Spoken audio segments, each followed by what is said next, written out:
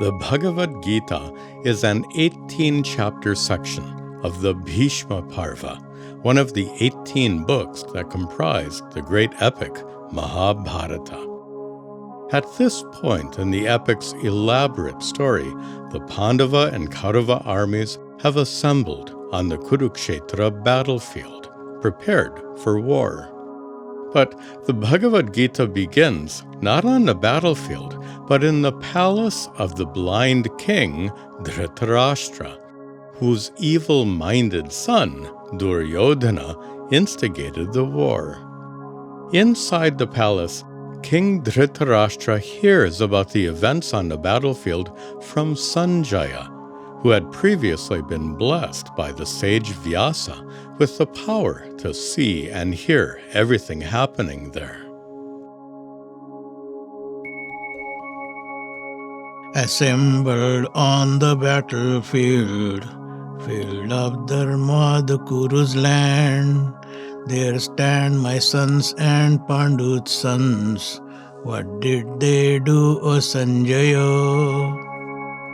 Seeing the Pandavas' forces drawn for battle, prepared for war, Prince Duryodhana then approached his teacher Drona, and he said, "Behold, O master, standing here, the mighty troops of Pandu's sons, organized by your shrewd pupil, Dhrishtadyumna, Drupada's son, archers bold who in war can match, even Bhima and Arjuna, Abhimanyu, Virata too, all of them mighty warrior chiefs.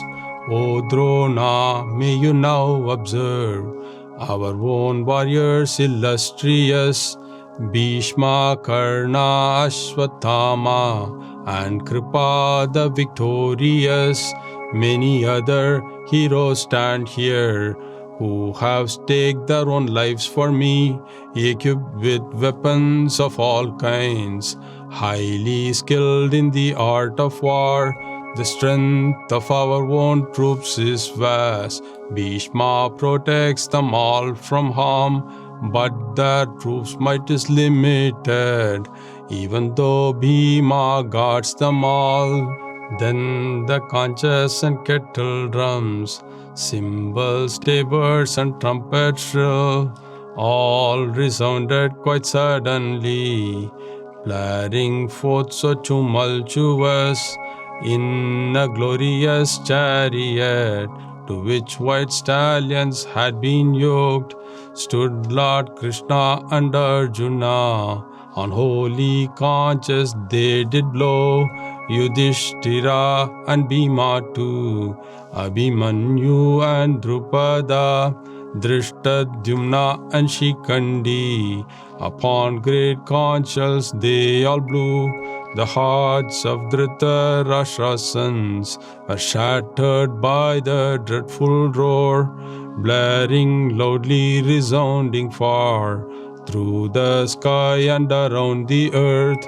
Then seeing Dhritarashtra's sons, their swords raised high, prepared to fight, Arjuna, taking up his bow, addressed Lord Krishna with these words. O Krishna, steer our chariot between both armies gathered here, so I can see those eager to fight, whom I must now engage in war. Arjuna then beheld them all, his uncles, teachers, brothers too, nephews, cousins, and grandfathers, sons and grandsons, and friends as well. He surveyed all those gathered near, amassed in armies on both sides. Then with his great compassion stirred, Arjuna said in deep despair, O Krishna, seeing my own folk here assembled eager to fight, my body shakes, my limbs fall limp, my mouth is parched, my hair on end.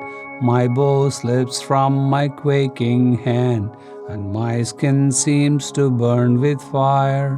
My mind is spinning round and round. No longer can I even stand. Our own teachers and relatives, for whom we are prepared to fight, all stand arrayed for battle here, giving up their own lives and wealth. I do not want to slaughter them, even if I am slain instead, since after killing our own folks, how could we live in happiness? How could we not be wise enough to turn back from this dreadful sin by discerning the awful wrong of destroying our family? If our family is destroyed, ancient dharma will perish too, and when the dharma has been lost, adharma will prevail for all. The social order will decline, and our women will be defiled. Those whose clans are corrupted thus are damned to hell, so we have heard. Oh, alas, we are now prepared to commit such a grievous sin, driven to slay our kith and kin by our greed to reclaim the throne. If the Dhritarashtra's well-armed sons were to slay me while I did stand, unarmed, resisting not at all, this would be far better for me.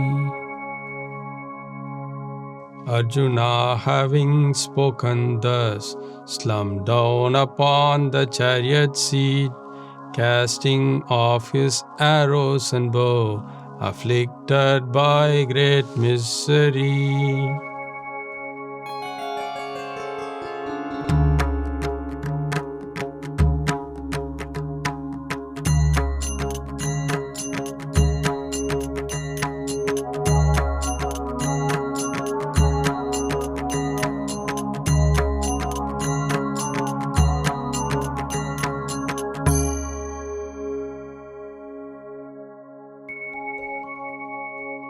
At the beginning of chapter 2, Sri Krishna chastises Arjuna for being reluctant to fight in the war. But among Arjuna's opponents are many loved ones, including his teacher Drona and the family patriarch Bhishma. Seeing them, he's deeply conflicted and asks Sri Krishna for guidance. In the far-off palace, Sanjaya continues to narrate all this to the blind king Dhritarashtra. Then Lord Krishna did thus address Arjuna, sunk in deep despair, with eyes downcast and full of tears, overcome by his tenderness. O Arjuna, how can you be disheartened at this crucial time?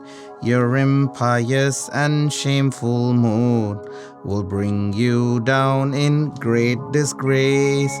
Yield not to this unmanliness, for it befits you not at all. Cast off this mean faint-heartedness. Arise and fight, O Arjuna.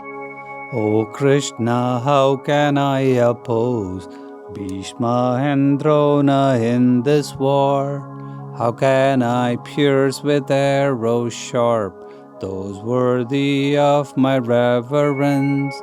Rather than slaying such great men, better to live a life of alms, since by killing them I would gain their wealth and treasure stained with blood. By weakness I am overcome. As to dharma I am confused. Tell me for certain what is best. I am your student, teach me please. After saying, I shall not fight, silently Arjuna did sit. Then Lord Krishna began to speak, with a slight smile upon his lips. You mourn those who need not be mourned, yet you speak words of wisdom too. The truly wise mourn not for those who are dead and those yet to die. Never have I existed not, nor have you, nor these kings of men, nor shall we ever cease to be. In the future, in later lives, the one who in this body dwells, through childhood, youth, and in old age, will then another body gain. In this the wise are not confused. These bodies destined to expire, all possess an eternal soul, indestructible beyond thought. Therefore go fight, O Arjuna, neither born nor subject to death. The soul will never cease to be, eternal and immutable, living on when the body dies. Just as one casts away worn clothes, dressing again in new attire, so too when old bodies expire, a soul acquires others new. Not by weapons can it be pierced, nor by fire can it be burned, not by waters can it be wet, nor by winds can it withered be. Unmanifest beyond all thought, unchanging thus our souls describe. Therefore, knowing this to be so, you have no reason now to mourn. Death is certain for all those born. Birth is certain for all who die. Since this is inevitable, you have no reason now to mourn. Also, with your dharma in view, you should remain unwavering, because for warriors nothing is worthier than a righteous war. But if you now refuse to fight in this battle most virtuous, you will forfeit dharma and fame by committing this grievous sin. Great warriors will despise your name, thinking you yielded due to fear. Your enemies with vicious words will degrade you, a dreadful shame. If you die, heaven you will gain. If you win, the kingdom is yours. Therefore stand up, O Arjuna, and be resolved to fight the war. Thus far of wisdom I have spoke, of karma yoga listen now, practicing which you shall be freed from the bondage of all your deeds. Those who seek but pleasure and power, attached to Vedic rituals, obsessed with heavenly rewards, their hearts will never be at peace. Like a pond in a mighty flood, water surrounding everywhere, such is the worth of Vedic rites for one who knows the highest truth. Actions alone you can control, but their results you cannot choose. Be not the author of the fruits, yet to inaction be not drawn. Give up attachment to results. Act instead with this attitude. treat success and failure alike. Yoga is equanimity. Lowly are those who think themselves to be the authors of the fruits. Arjuna, you should seek support in Karma Yoga's principles. By this yoga, the wise renounce attachment to their works' results. Freed from the bondage of rebirth, they reach the state beyond all grief. O Krishna, please describe to me the nature of enlightened ones.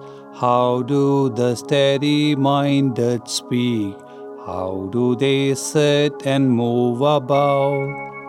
O Arjuna, when they forsake all cravings born of their own minds, content in themselves with the self, such are they whose wisdom is firm.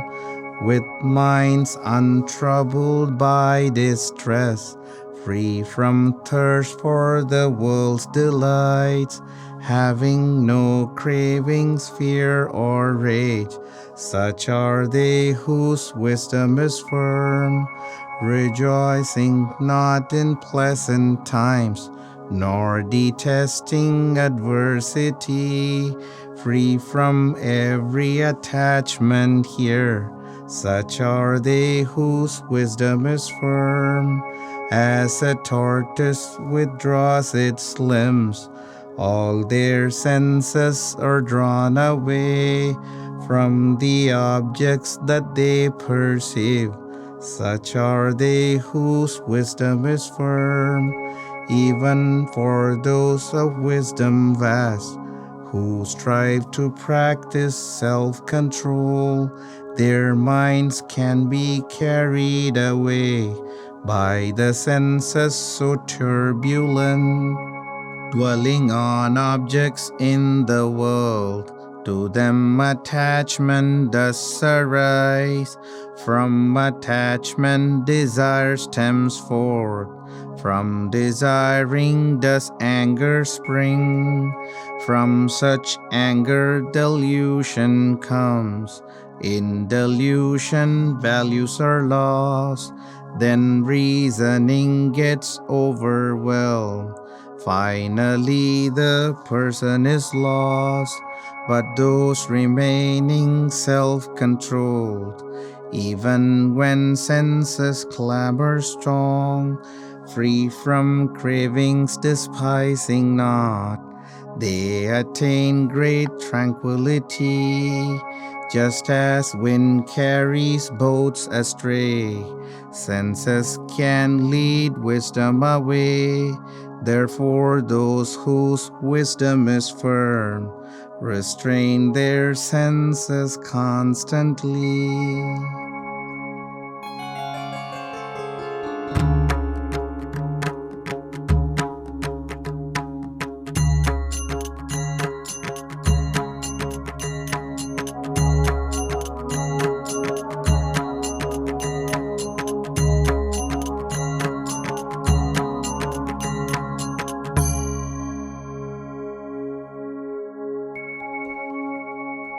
In Chapter 3, Sri Krishna teaches Arjuna how to practice Karma Yoga, that is, how to transform ordinary activities into life-changing spiritual practices.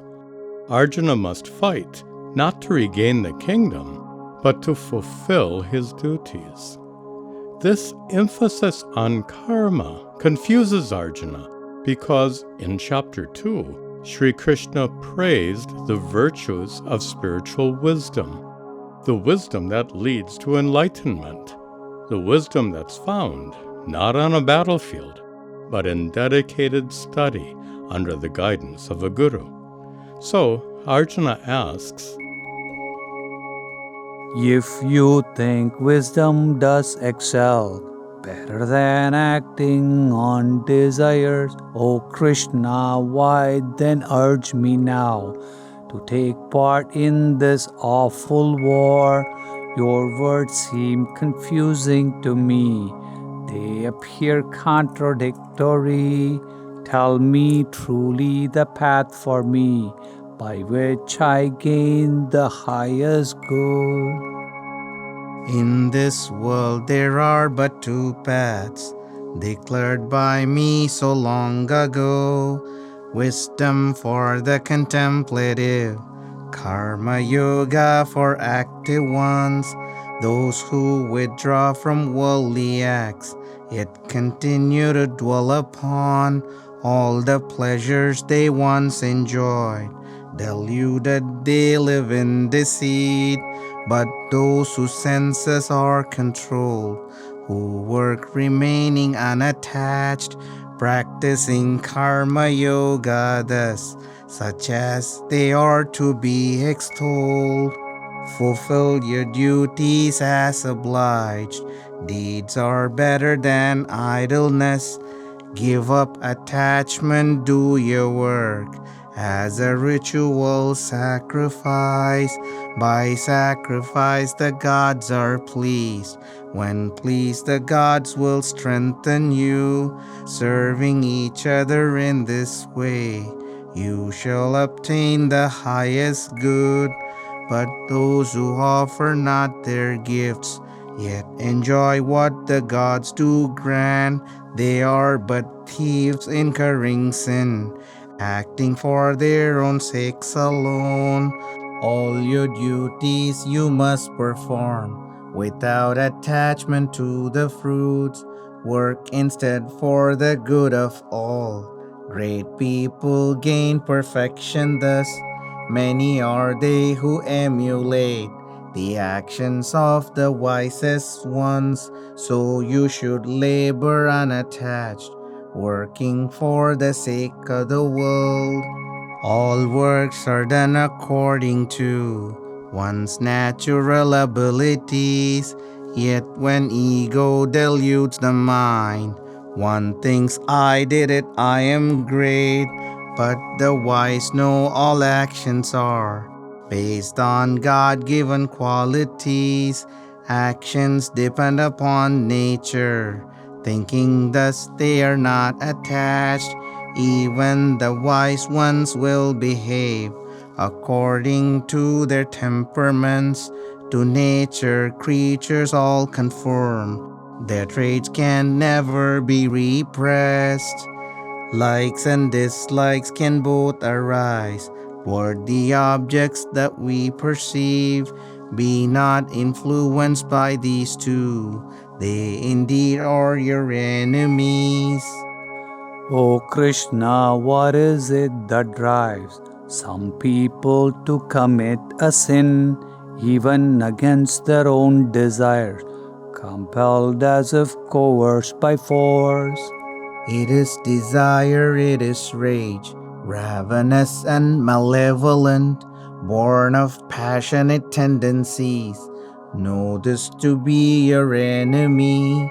Even the wisdom of the wise is eclipsed by this enemy. A raging foe, intense desire, unquenchable like burning fire.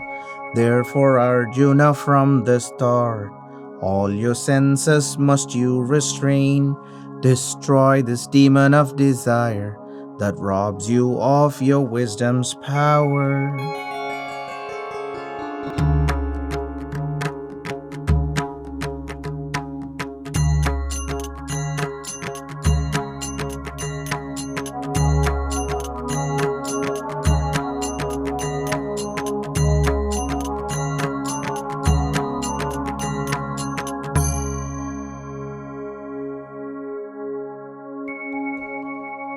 In the 4th chapter, Sri Krishna continues teaching Arjuna about karma yoga, and he introduces a new topic, the profound inner transformation that results from gaining spiritual knowledge, Jnana. Sri Krishna begins this chapter by boldly declaring that he himself was the source of that knowledge. This yoga I did first impart to the sun god so long ago. He passed it on to Manu, then to Ikshvaku did it descend. Through these teachers, this lineage, the royal sages came to know. But after many eras passed, it appeared lost to Arjuna. Since you are my devoted friend, today I shall declare to you this ancient wisdom, yogic truth, the greatest secret of them all. But your birth here upon this land came later than the sun's first dawn. How then am I to understand that you taught at the very start? Many births I have had before, as you have too, O Arjuna. Each of my births I know quite well, but of your births you do not know. I am unchanging and unborn, Lord of all creatures, thus am I, holding nature in my control. By my power I took this form. Whenever dharma wanes away in the rise of unrighteousness, O Arjuna, I then return, incarnating myself again to protect good people from harm, to destroy all the wicked ones, to re-establish dharma here. I am born in age after age. Those who know the reality of my births and my deeds divine, when their bodies are cast aside, not reborn, they shall come to me. Those free from anger, greed, and fear, purified by this wisdom's power, devoted to me totally, many such reach my state supreme. What is action and its reverse? Even the sages this confused. As to karma I shall explain, through which you will be freed from sin. Those who perform their every deed without desire for the fruits, by the fire of knowledge cleansed, all the sages declare them wise, free from attachment to results, always satisfied, self-content, even when they engage in work. Truly they labor not at all, satisfied with whatever comes, free from envy and prejudice, unchanged in failure and success. By karma they are never bound. They offer fruits their works have reaped, as a sacrifice to the Lord. Resolved in wisdom unattached, all their karmas will fade away. Some pour oblations into fire, others sacrifice to the gods. Some offer their sense faculties into the fire of self-restraint. Some bear penance as sacrifice, others do yogic exercise, or Vedic chanting study too, or the practice of breath control. Those who partake in sacrifice realize Brahman, eternal God, but those who offer not at all gain nothing here or hereafter. Knowledge is better as a right than material offerings, because such wisdom is the goal to which all offerings will lead. For this knowledge you should inquire, with humble heart prepared to serve. Those who know perceivers of truth will impart their wisdom to you. Even if you happen to be the worst of sinners in the world, this knowledge, like a floating raft, will carry you across all sin. Just as a blazing fire destroys, reducing heaps of wood to ash, so in the fire of knowledge too, all karmas are completely burned. In the world nothing else exists that purifies as knowledge can. Such knowledge one with faith can gain, and soon attain to peace supreme. Therefore the sword of knowledge wield, sever the doubts within your heart. Follow this yoga faithfully. Arise and fight, O Arjuna.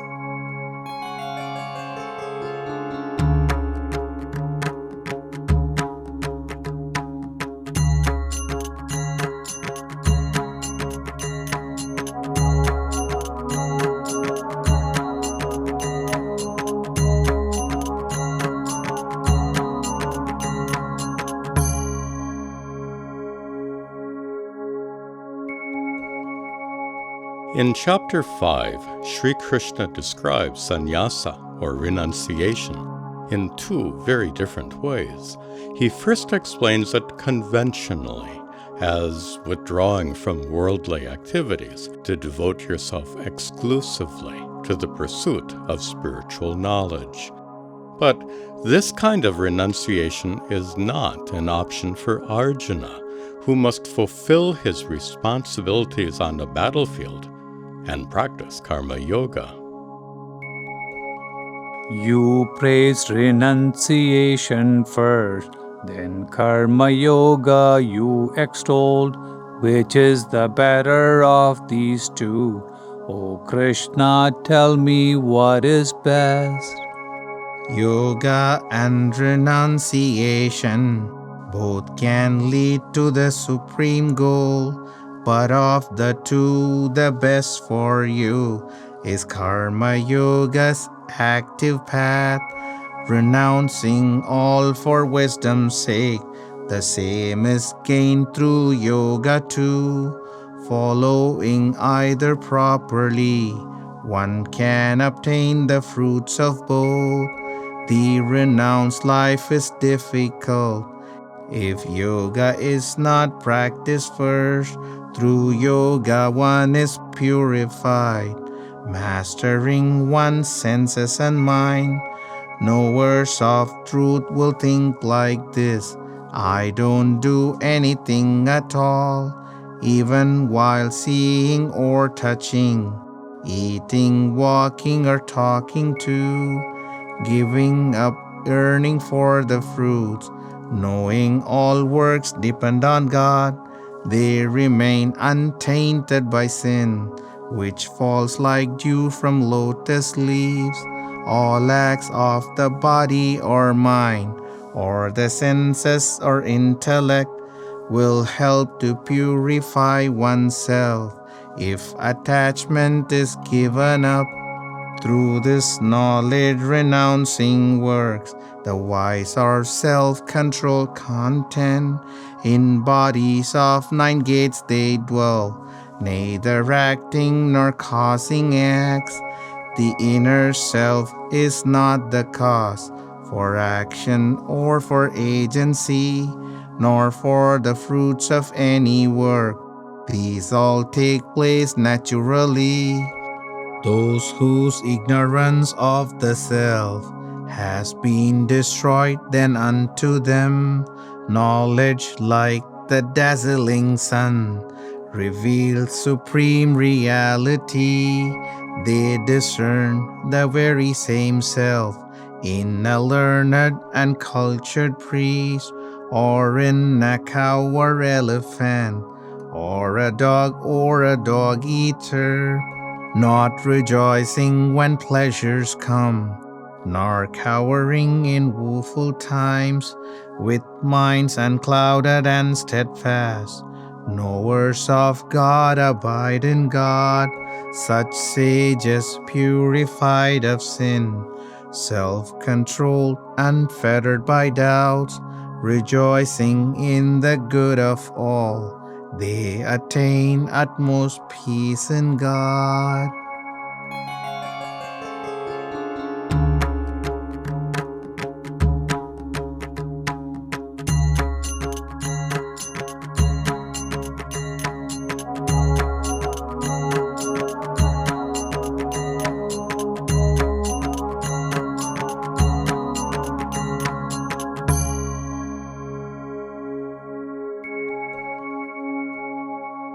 In chapter 6, Sri Krishna teaches Arjuna both how to meditate and what should be meditated upon. Yet he begins the chapter with teachings carried over from the prior chapter, where he explained sannyasa, or renunciation. Here, Sri Krishna describes true renunciation as giving up all your attachments, expectations, and prejudice.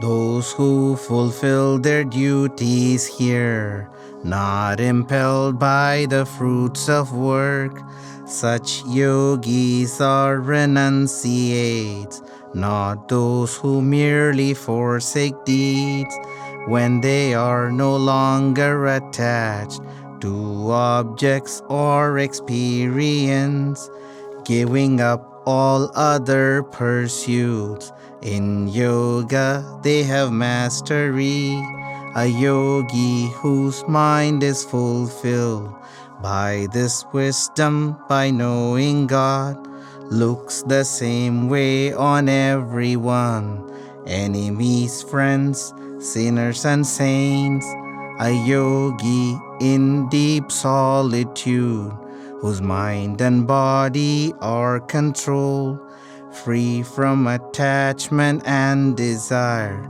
should meditate upon the self, withdrawing to a wholesome place, neither too lofty nor too low, making a firm seat for oneself, cushioned by grass, deerskin, and cloth, fixing the mind on a single point, sense and thought movements all restrained.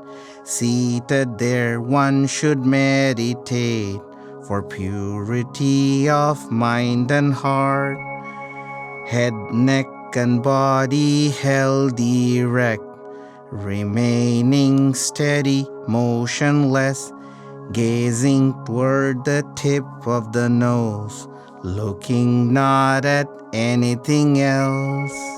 The yogi meditating thus, whose mind is always well controlled, attains nirvana, perfect peace, in a state of union with me, like a lamp in a windless place, does not flicker, the same is true for yogis whose minds are controlled, meditating upon the self, when their thoughts have finally ceased, restrained by meditation strong, seeing the self with watchful minds, in the self they remain content.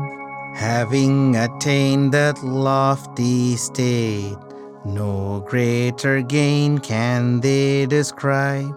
Thus established they will remain, unshaken even by grave pain. So bit by bit withdraw your mind, firmly grasping the intellect. Fix your mind on the self alone, thinking not of anything else. Wheresoever your mind might stray, being impulsive and restless, bring your mind back repeatedly. Make it dwell only on the self. Those who always meditate thus easily gain the highest bliss. They see the self in everything, and see everything in the self. Those who perceive me everywhere, and perceive everything in me, constantly abiding in me, such yogis are the best of all. O Krishna, my mind wanders much. It's stubborn and impassioned too. I find it so hard to control, like trying to restrain the wind. O Arjuna, it's hard indeed to restrain a wandering mind, but with practice and detachment, you can bring it under control. Those who from yoga fall away before they gain perfection here, do they not then become lost souls, stranded like isolated clouds? Not here nor in their later lives will their efforts ever be lost, because no one who strives for God shall to misfortune fall again. They might go to heavenly worlds and dwell in peace for countless years, or be reborn in a pious home. Such a birth here is rare indeed. Whatever wisdom they once held will be regained in later lives. Then they shall continue again for perfection to further strive. The yogi, when cleansed of all sins, by effort and restraint of mind, gains perfection through many births, lastly reaching the goal supreme.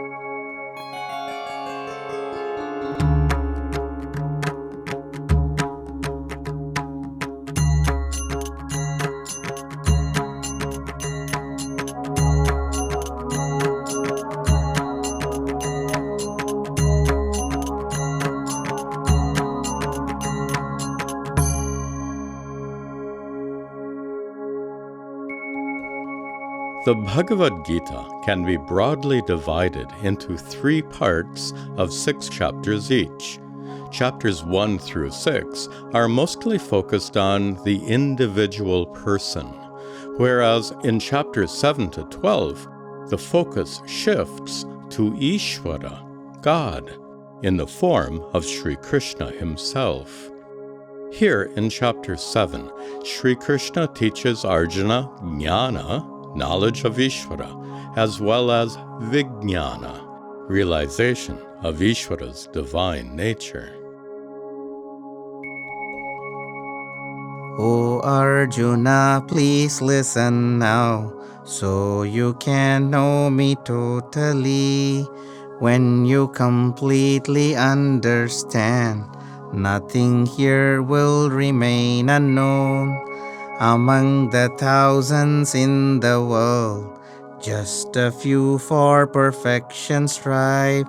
Even then, among those who try, few know me in reality.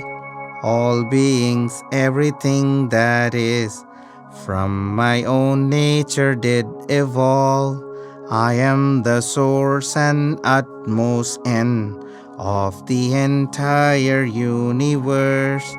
There exists nothing here indeed that transcends me, O Arjuna. The universe is strung on me like pearls upon a single thread. I am the light of sun and moon, and the sweet fragrance of the earth. I am the brilliant glow of fire, and in all creatures I am life. For all beings I am the seed, and the true wisdom of the wise. I am the glory of the great, and the might of the powerful. From my nature all this evolved, from Sattva, Rajas, and Tamas. The world deluded by Maya fails to know me beyond these three.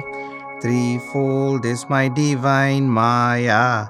It's difficult to comprehend.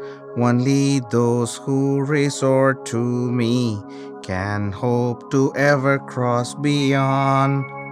4 kinds of people worship me. Among those who do noble works, the desperate, those wanting wealth, seekers of knowledge and the wise. All the four are commendable, yet the wise they appear to me to be my very self indeed. In me the highest goal they dwell, but those whose wisdom has been robbed due to their passionate desires, they worship other gods instead, driven by their own selfishness, worshipping to fulfill desires, limited or the fruits obtained. Praying to gods, the gods are gained. But those who seek me come to me. To all I am not visible, hidden by Maya's wailing power. The world deluded knows me not, as unborn and immutable. But those, the righteous, free from sin, who worship me wholeheartedly, they know the full reality of karma, Brahman, and the self.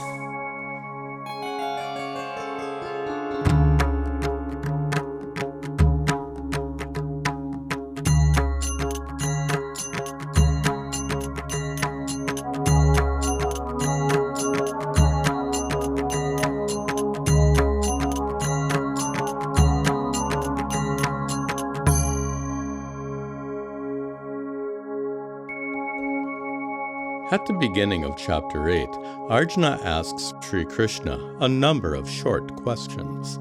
He first asks about Akshara Brahma, or imperishable reality, after which this chapter is named. Then, for most of the chapter, Sri Krishna directs his attention to the last of Arjuna's questions, about what happens to us after we die. What is Brahman and what is self? What is karma, creation too? At death when souls continue on, how are you to be realized? Brahman is true reality. Your own real nature is the self. Karma is the cause for rebirth.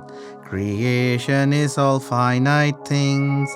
When souls leave their bodies at death, with their minds fixed on me alone, they all reach my supreme abode. About this fact there is no doubt. At the final moment of death, whatever is then dwelled upon, and to that very state one goes, and is ever absorbed therein. Therefore at all times constantly think of me as you fight the war, with your mind always fixed on me. You shall certainly come to me.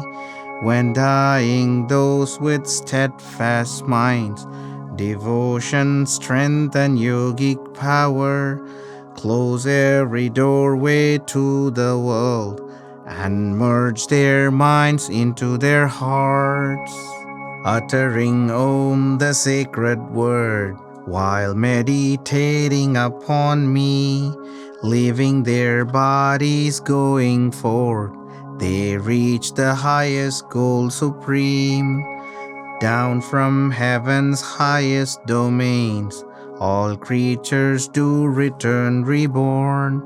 But for those who have come to me, there can be no rebirth again. Unchanging and unmanifest, thus they call the ultimate goal, reaching which there is no return. That state is my supreme abode. There are two paths, one bright, one dark, thought eternal throughout the world. By one souls go without return, By the other they all come back. Yogis who clearly know these paths into delusion never fall. Therefore, Arjuna, always be steadfast in yoga constantly.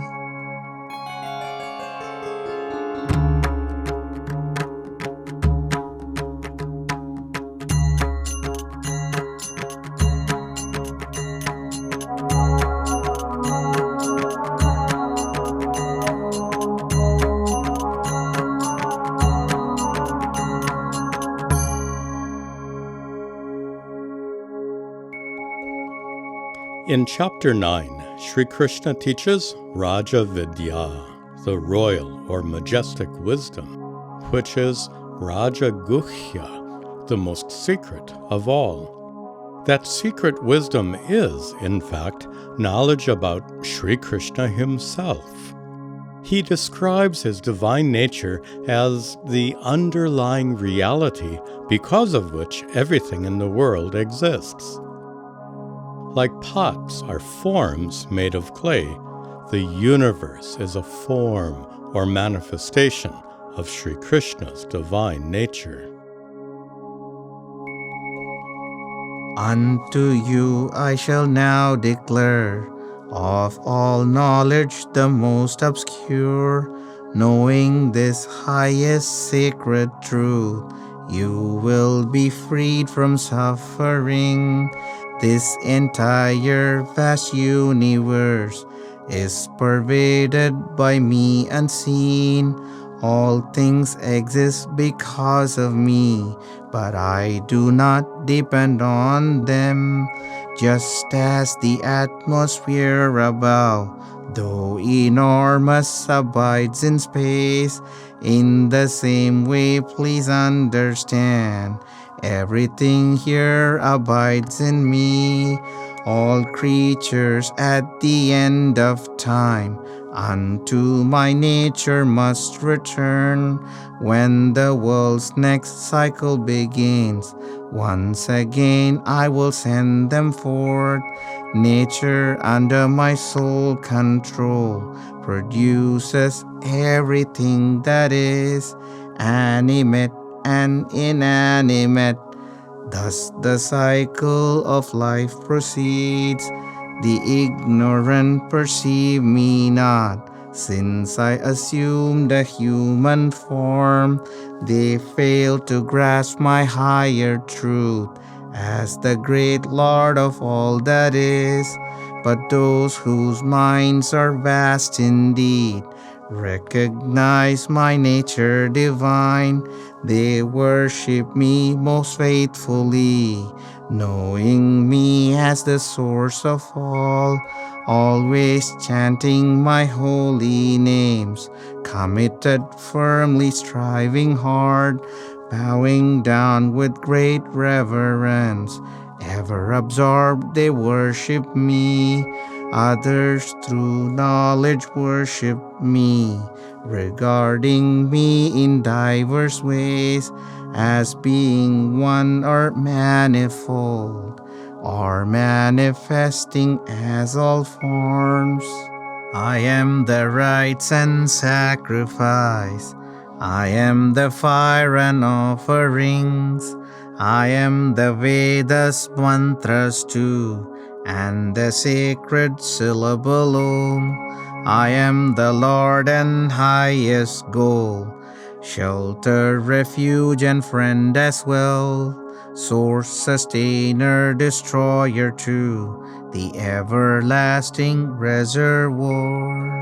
Wanting to dwell in heaven's realms, they worship me through Vedic rites. Indra's kingdom they can achieve, and there enjoy divine delights. Having enjoyed that paradise, when all their grace has been consumed, they return to this mortal plane. Seeking pleasure they come and go. But those who pray me steadfastly, even those praying other gods, Full of faith they all come to me, even if they break Vedic rules. A flower, leaf, water, or fruit, anything given with true love, all such offerings I accept from those whose minds and hearts are pure. Whatever you eat or you do, whatever you give or sacrifice, whatever penance you perform, do as an offering to me. Even if the most wicked ones worship me with one-pointed minds, they soon acquire righteous hearts. None devoted to me can fail. Worship me with your heart and mind. Offer sacrifice and respect. Be devoted entirely. You shall certainly come to me.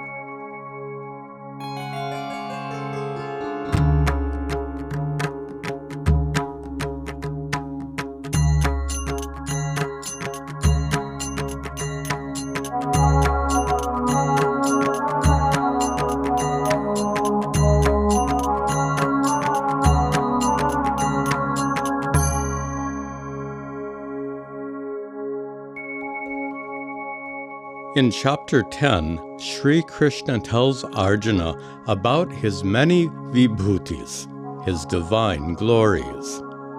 Like he did in chapters 7 and 9, Sri Krishna describes himself here as the underlying reality because of which everything exists. So, those who know Sri Krishna's true nature can recognize his divine presence everywhere. O Arjuna, hear once again what I say for your benefit. Neither the gods nor sages know the greatness of my majesty. Intelligence, tranquility, patience, truthfulness, charity, fearlessness, equanimity, all these arise from me alone. I am the origin of all. From me everything emanates. Knowing me, thus those worship me, who are wise and contemplative. I abide in the hearts of all, and destroy their dark ignorance, with blazing knowledge shining bright. Through my compassion they are blessed.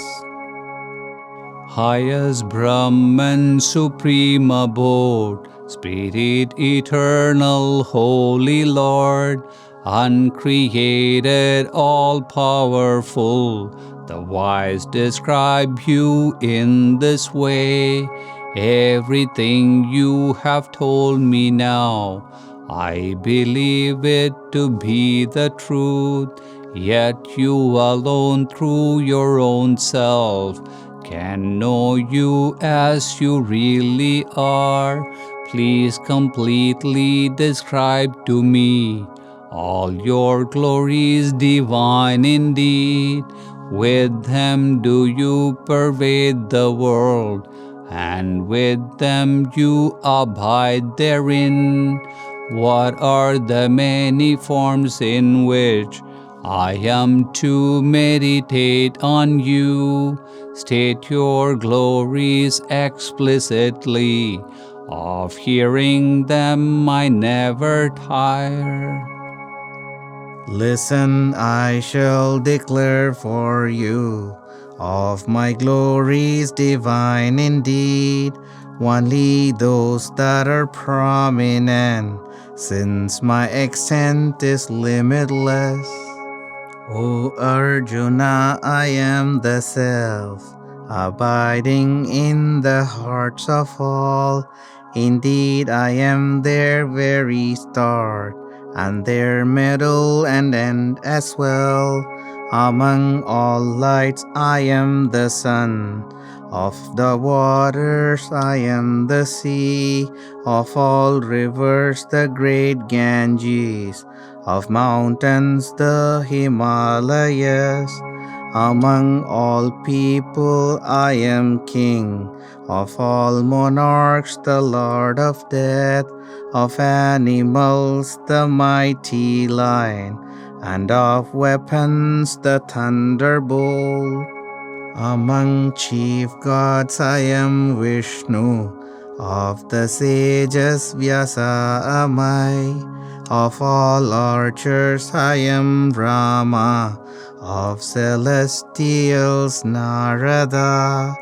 Of words I am the sacred Om.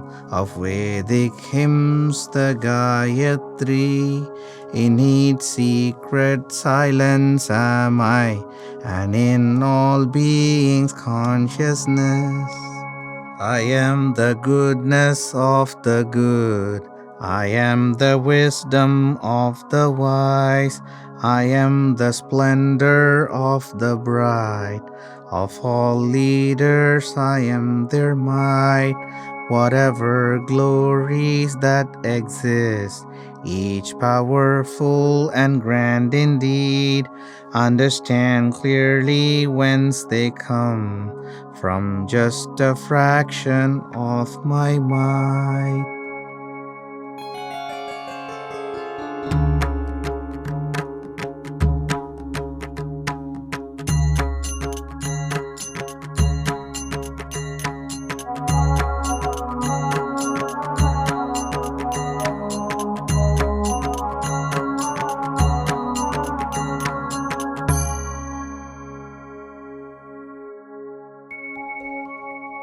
In chapter 11, Sri Krishna reveals his Vishvarupa, his glorious cosmic form that encompasses everything in the universe. Arjuna becomes terrified when he sees many great warriors on the battlefield being horrifically devoured by that cosmic form. To indulge me you have revealed the highest secret of yourself, and by these words you have now said, my confusion has been removed. Now if you think it possible for me to see your godly form, O Lord, then unto me reveal your own true everlasting self. O Arjuna, behold my forms, in the hundreds and thousands yet, multifarious, heavenly, of all colors and of all shapes. Behold now the entire world, animate and inanimate, and all else that you wish to see, here within this body of mine. But to see me you have no power, your own eyesight is limited. I grant you a vision divine, now behold my majestic might. O King, after he spoke these words, Sri Krishna, Lord of yogic power, revealed himself to Arjuna, showing his cosmic form supreme.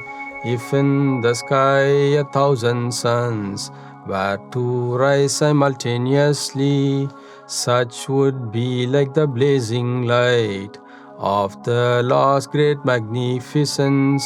Arjuna, whose heart stood on end, by amazement was overcome. He bowed his head in reverence and prayerfully addressed the Lord.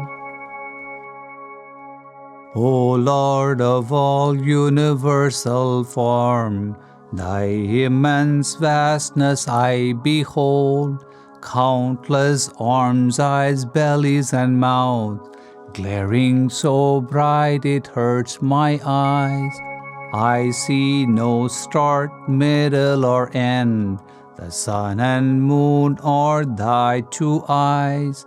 Thy flaming mouths devour the worlds, destroying them with scorching heat. From the heavens down to the earth, thy expanse fills the space between. Seeing this dreadful form of thine, all worlds tremble, and so do I. Seeing thy mouths with gaping teeth, blazing like world-destroying fire, I feel bewildered, terrified. O Lord, show mercy unto me. Into thy mouth Dhritarashtra's sons enter along with throngs of kings, Bhishma, Drona, and Karna too, even our own great warrior chiefs. They quickly race into thy mouths, gaping with ghastly dreadful teeth. Some men whose heads are crushed remain, sticking out caught between thy teeth, like rivers flowing to the sea, or like moths drawn to glowing fire. So to these most courageous men rush to enter thy flaming mouths. Tell me, who art thou, dreadful one? Salutations, have mercy, Lord. I want to comprehend thy truth, but thy ways I don't understand. I am time, destroyer of worlds. I came to decimate these men, all these warriors standing opposed. Even without you they shall die. Therefore stand up, be valorous. Conquer these foes, dominion gain. I have already slain them all.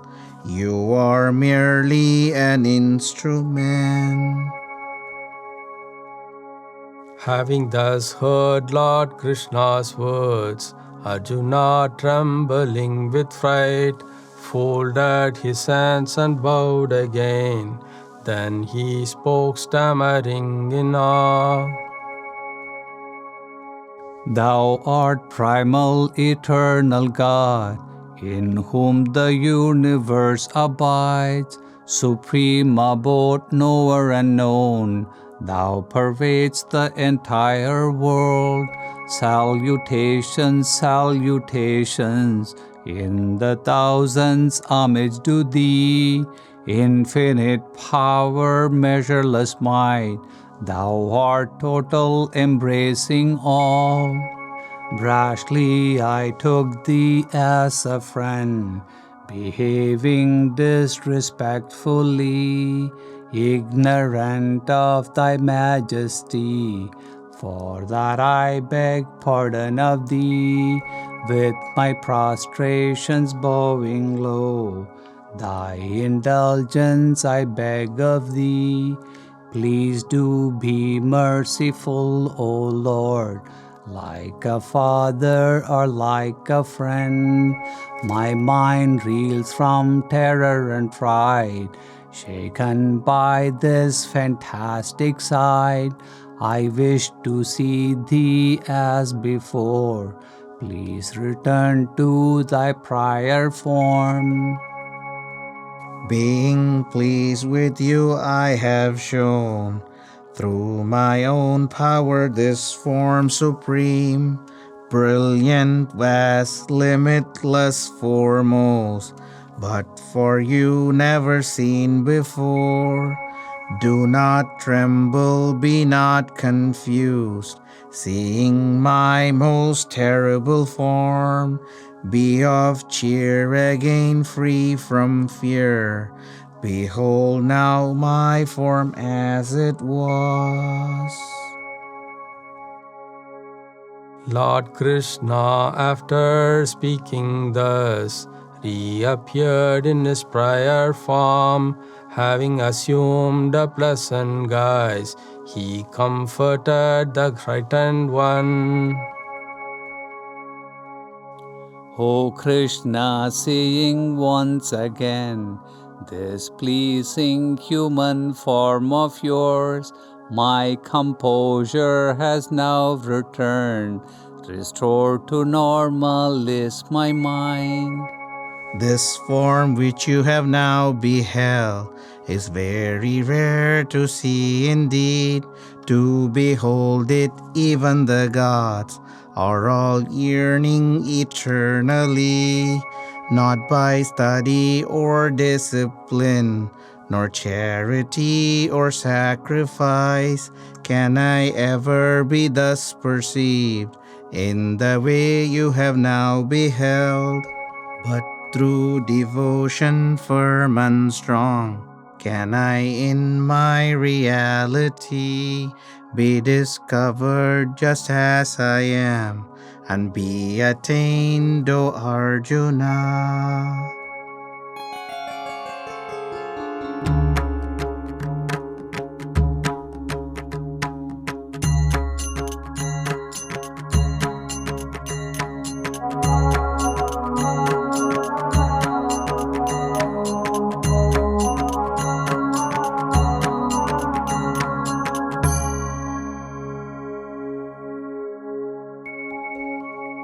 At the beginning of chapter 12, Arjuna asks whether it's better to worship Sri Krishna himself as one's personally chosen form of God, Ishta Devata, or if it's better to worship supreme, transcendent, formless God instead.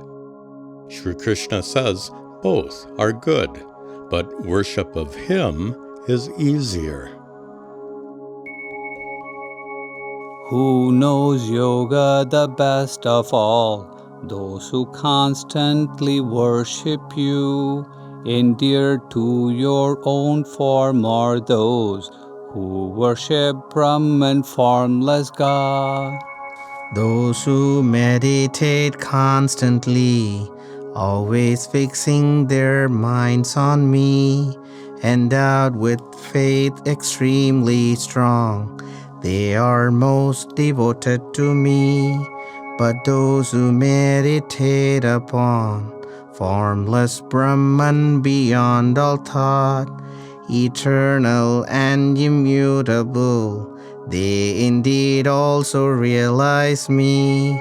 With difficulty greater yet, Brahman can be achieved by them. But those who meditate on me are swiftly saved from all distress.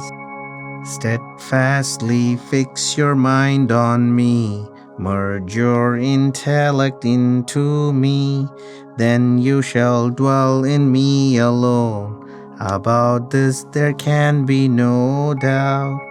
If your mind will not dwell on me, through yoga you can come to me.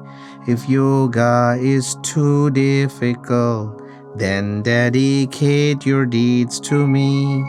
If that as well you cannot do, then resort to my own technique. Sacrifice the fruits of your work and act with discipline of mind. Better than practice knowledge is, even better to meditate, better yet to give up works' fruits, for then peace will quickly arise. Free from malice toward all that live, friendly and so compassionate, free from pride and possessiveness, patient, steady, enjoy or pain. The yogi constantly content, self-controlled and of firm resolve, mind and intellect fixed on me, one devoted to me is dear, from whom the world does not shrink back, and does not shrink back from the world, free from elation, anger, fear. One devoted to me is dear. independent, skillful, and chaste, untroubled and dispassionate, desisting from all selfish works, one devoted to me is dear. Not rejoicing, despising not grieving or desiring more, untouched by fortunes good and bad, one devoted to me is dear. Alike word, enemy and friend, the same in honor and disgrace, in cold and heat, pleasure and pain, free from attachments of all kinds, silent, not swayed when praised or blamed, contented with whatever comes, resolute, unattached to home, one devoted to me is dear. Those who have heard what I have said and abide in these timeless truths, full of faith, devoted to me, they are extremely dear to me.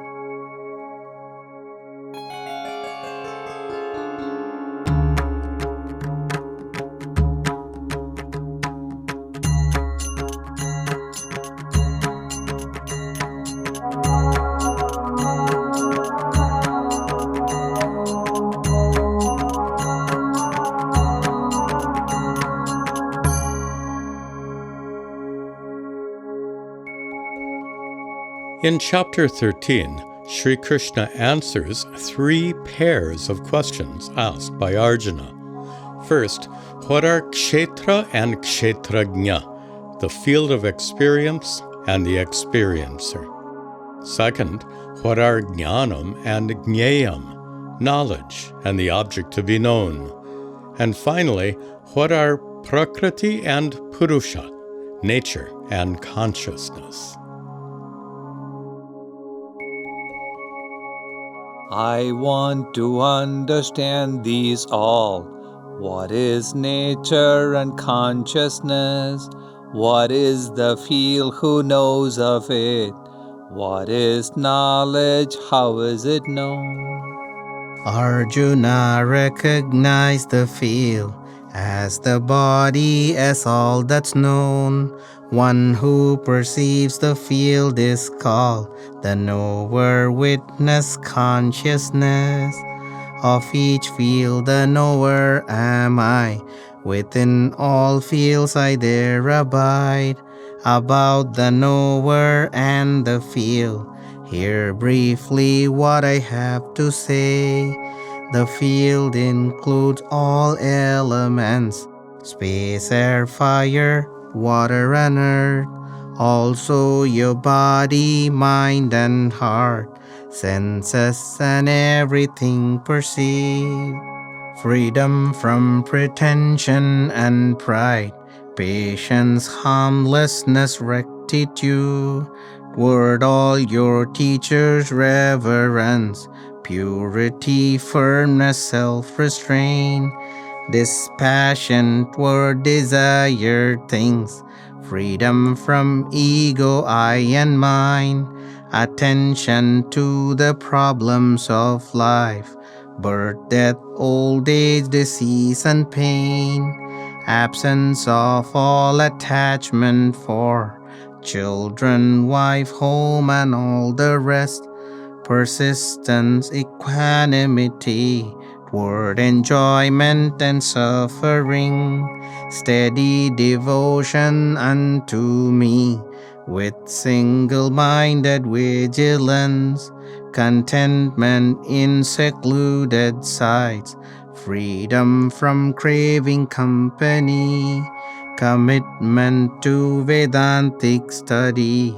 and for discovering the truth. To gain knowledge, these are the means, all else leads but to ignorance. What you should know I shall now state, through which you can overcome death.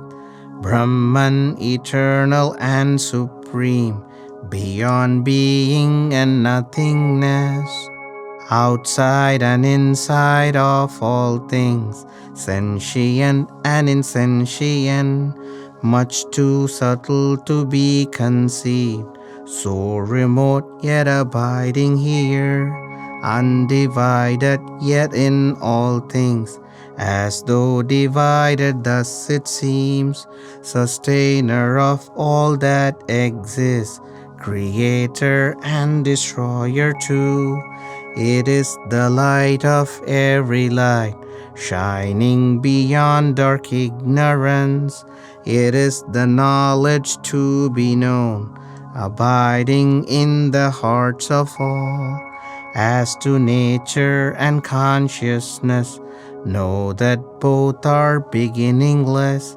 All that changes, all qualities, arise from nature, know this well. Action, power, and agency, from nature these all emanate. But your feelings, pleasure, and pain, all arise due to consciousness. Consciousness in nature abides, sensing whatever happens there. This the witness perceiving all, is the embodied self supreme. Whatever beings may be born, animate or inanimate, come from the union of the field with the knower with consciousness.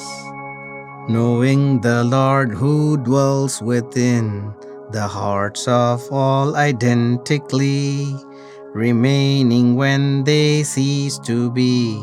Those who see this, they truly see. All actions done in every way take place due to nature alone. The conscious self remains detached. Those who see this, they truly see. Just as space immaterial pervades all yet is undisturbed, so too the self remains untouched, though pervading the body's form. Just as the earth entirely is illumined by but one sun, so too all matter everywhere is revealed by one consciousness.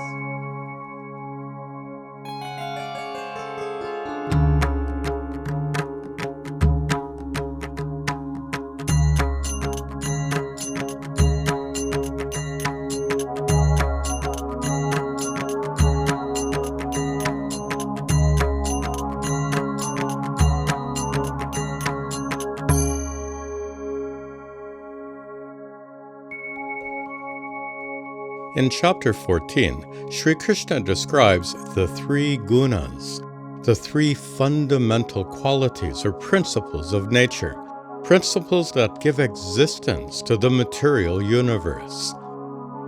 According to Sri Krishna, any kind of clinging or attachment to the three gunas leads to worldly bondage and is an obstacle to gaining enlightenment. Again I shall declare to you the highest knowledge ultimate, knowing which all the sages reach, the goal supreme from bondage freed. Sattva, Rajas, Tamas, these three are qualities from nature born. They all bind the eternal self to the body, this finite form. Sattva, free from impurity, shines so perfect and flawlessly, yet it binds by attaching one to both knowledge and happiness. Rajas, passionate tendencies, born of craving and clinging love, binds every soul embodied here through attachment to selfish works. Tamas, rising from ignorance, causes delusion for mankind. It binds one by attachment to negligence, sleep, and lethargy. Each of these three can dominate, if stronger than the other two. When sattva rises prevalent, the light of knowledge will arise. When rajas rises, these ensue: greed, agitation, and desire. With tamas foremost, these emerge: delusion, error, lethargy. From sattva one gains higher births, and due to rajas mundane births. Those remaining in tamas low, to inferior births descend. But when this truth is recognized, these qualities do cause all acts. Knowing what is beyond the three, one attains to my state supreme. Transcending these three qualities, embodied souls are then released from pain of birth, death, and old age, attaining immortality. By what marks can I recognize those who transcend these qualities? How did they rise above the three? How do they act, O Lord, tell me? Observing with indifference, undisturbed by the qualities, knowing the three perform all acts, they remain firm and wavering, alike in honor and disgrace, the same toward friend and enemy. Abandoning all selfish deeds, they transcend the three qualities. Those who serve me unceasingly through devotional practices, transcending all three qualities, in Brahman they are fit to merge.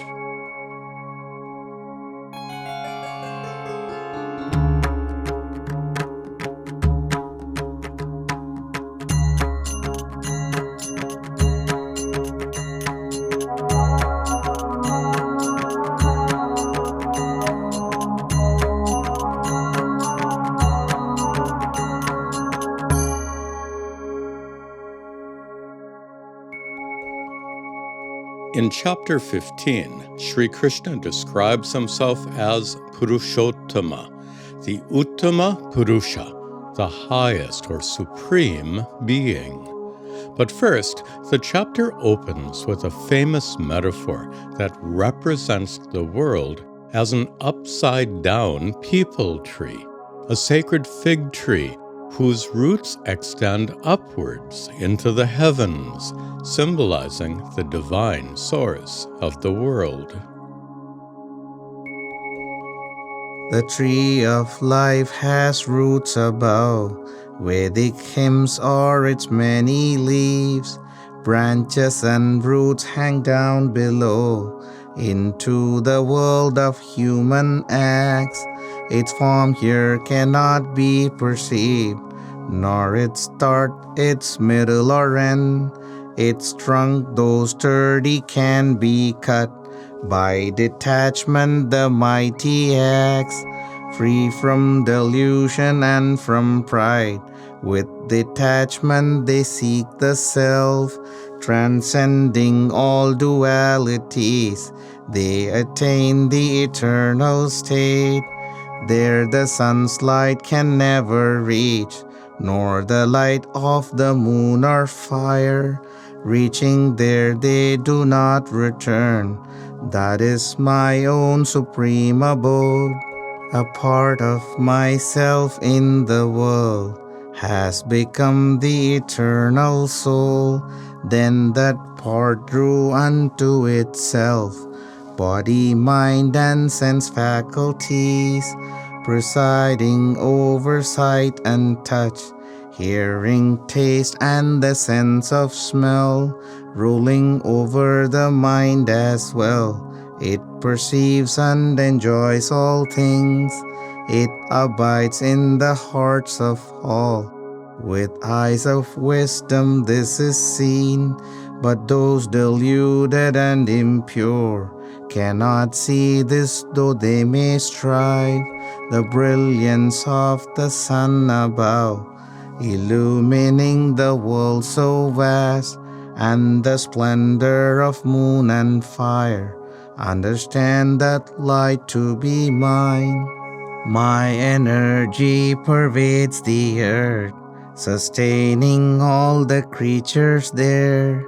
I myself nourish every plant, being the sap of life itself, as the digestive fire within.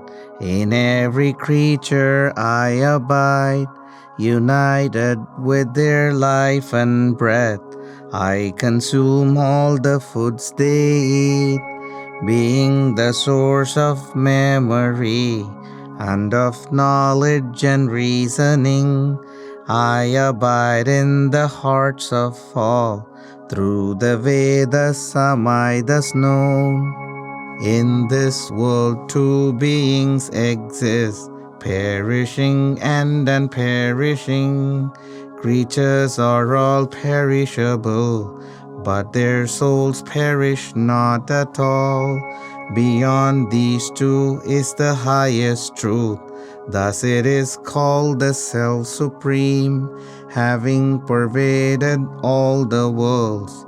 The Lord sustains and blesses all. Since I transcend what perishes, also the imperishable, therefore I am the Self-Supreme, praised in the Vedas and the world.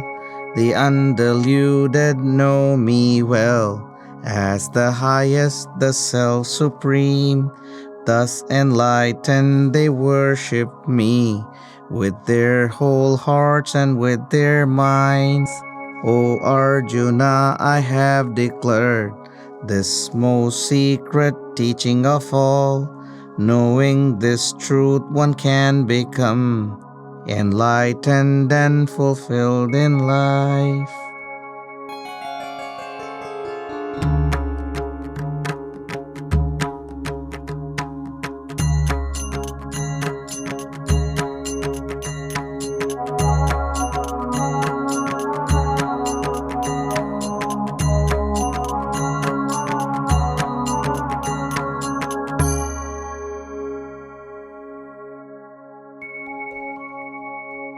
In chapter 16, Sri Krishna teaches Arjuna the difference, the vibhaga, between divine traits, daiva sampat, and demonic traits, asura sampat. Even though all people are divine in essence, they behave in ways that depend on their personality traits, traits that are deeply rooted in their minds.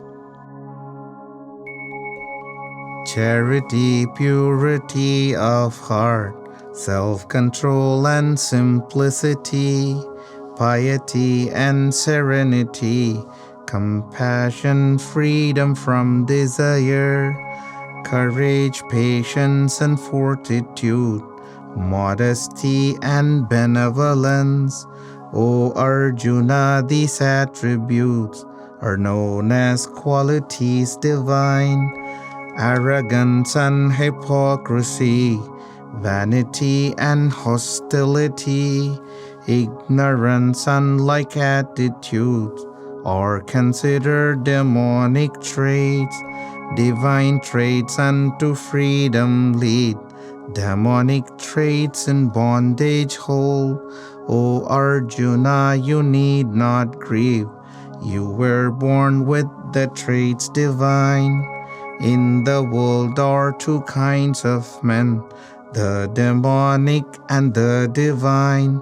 Demonic people falsely say the world is godless and unreal. With minds depraved by such wrong views, they ravage the world with brutal acts, driven by unquenchable greed, and by arrogance, pride, and lust, bound by cravings 100-fold, Compelled by anger and desire, they seek to satisfy their thirst, hoarding wealth gained by unjust means. Thinking who is as great as me, led astray by deluded thoughts, ensnared by sensuality, into terrible hells they fall.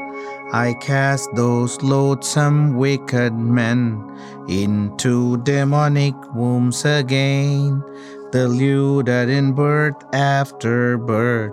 They descend to the lowest plane. Threefold are the main gates to hell. Desire, anger, greed are they. Those free from these tamasic traits can strive to reach the highest goal. But those who scorn the scripture's rules, hating their own urges instead, they cannot gain the highest goal, nor perfection nor happiness. Therefore let scripture be your guide for what should and should not be done. Knowing the precepts there prescribed, you should act as they so decree.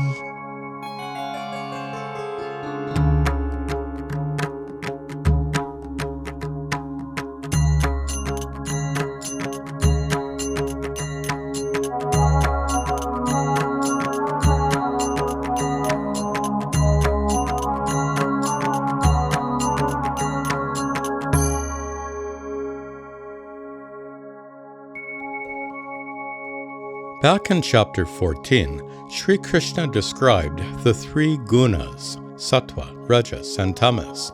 Now, in chapter 17, Sri Krishna applies that threefold division to our behaviors by showing how sattvic behavior leads to spiritual growth, rajasic behavior leads to bondage, and tamasic behavior leads to ruin.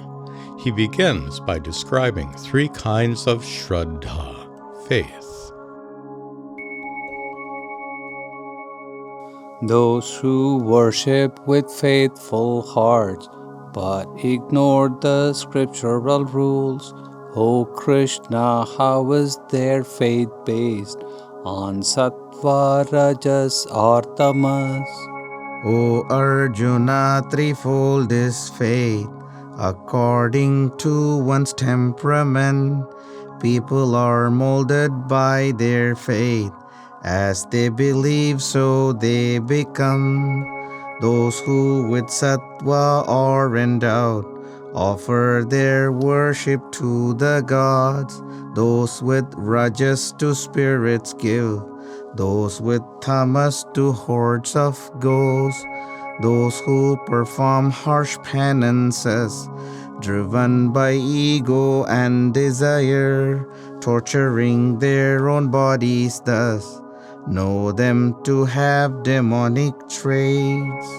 Sacrifice, penance, charity are also known of as three kinds: sattvic, rajasic, tamasic. To their distinctions listen now. Sacrifice is called sattvic when performed in scriptural accord, not for the sake of gaining grace, but just because it should be done. Sacrifice is rajasic when offered to gain desired ends, or performed with hypocrisy to appear pious and devout. Sacrifice is tamasic when done despising scriptural rules, lacking mantras, devoid of faith, without offering alms and food. Penances are called sattvic when done not for the sake of results. They are rajasic when performed to gain respect or reverence. Penances are tamasic when Delusion casts its wicked spell, and one's own body is abused, or harm to others is the goal. Charity is called sattvic when given at proper time and place to a deserving person who has never given gifts to you. Charity is rajasic when given with hopes of recompense, or for gaining heaven's reward, or when given reluctantly. Charity is tamasic when given at the wrong time or place, or given to unworthy ones, or when given with disrespect. By the sacred invocation, Om Tat Sat, Om, that is the truth. Vedic chanting and sacrifice were thus begun in ancient times. Therefore, Om is recited first, before all acts of sacrifice, or of penance or charity, performed as scripture so ordained. Sacrifice, penance, charity, without devotion, lacking faith, are worthless and will yield no fruits, not here or in one's future lives.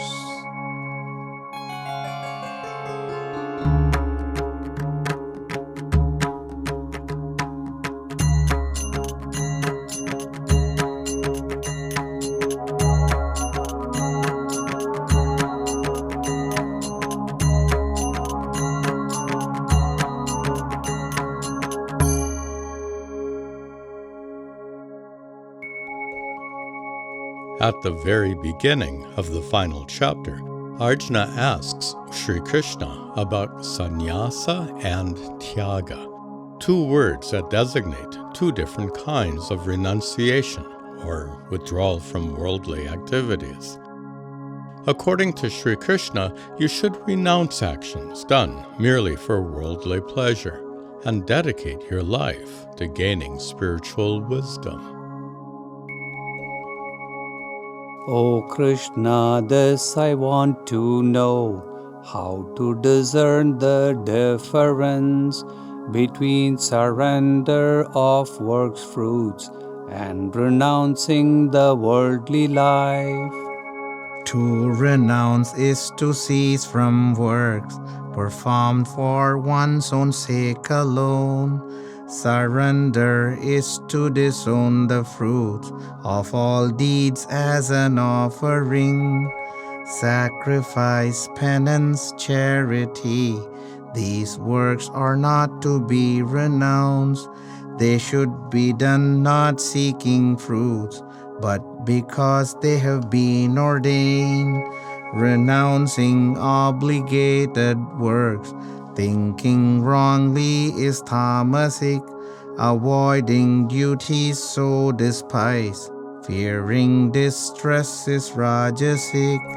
Performing actions as enjoined, without attachment to their fruits, deeming them duties to be done. To renounce thus is sattva's view.